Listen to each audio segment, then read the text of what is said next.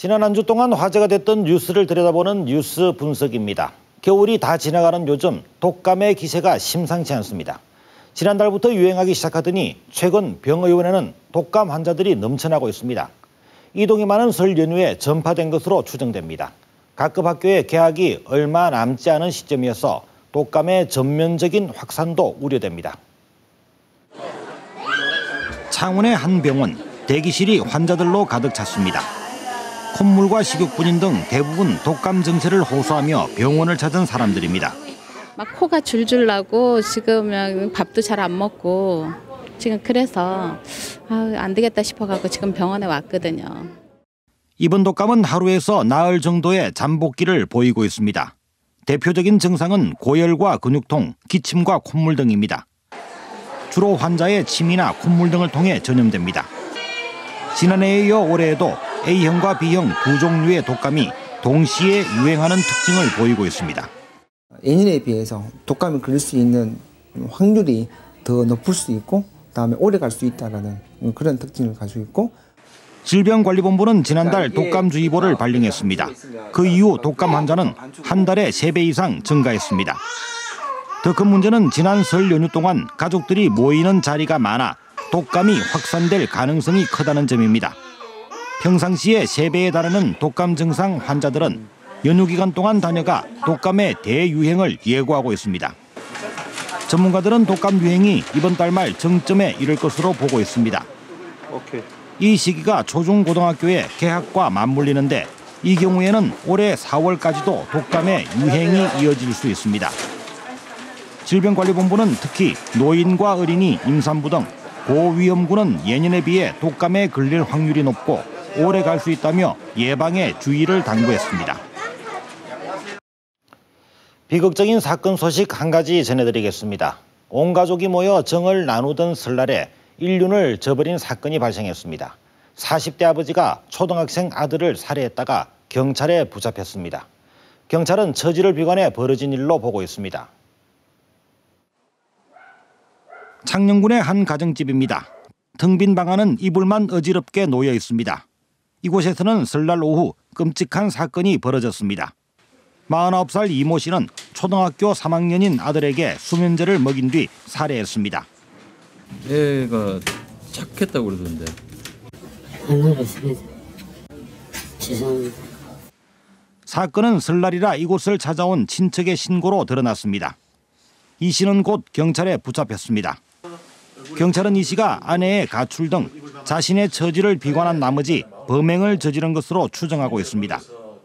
경찰은 또 이 씨가 몇 년 전부터 정신과 치료를 받아온 점도 중시하고 있습니다. 생활이 힘든 부분들이 좀 비관을 해서 자기 아들도 자기처럼 살게 되지 않을까. 범행 동기를 일단 구체적으로 밝히기 위해서 수사를 좀 더 해야 될 것 같고. 변을 당한 9살 소녀는 축구와 만화 그리기를 좋아하는 평범한 어린이였고 이웃에게도 인사를 잘하는 착한 아이로 기억되고 있었습니다. 밝았어요. 말도 참 똑바로 하고 아래 공사에 올 때도 지나가면 언제든지 안녕하십니까 하고 이거 와서 그런 소리 들을게. 이거 막 끔찍하니만 오늘 막 아무 정신이 없는 거.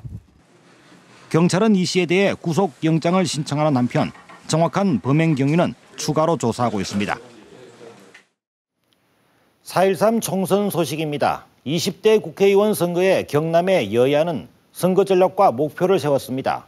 후보들의 움직임도 빨라졌습니다.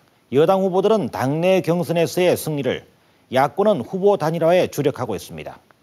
이런 가운데 아직 선거구를 획정하지 못한 정치권에는 혼란을 자초했다는 비난이 쏟아지고 있습니다. 새누리당 경남도당의 이번 총선 전략의 핵심은 경남미래 50년 사업입니다.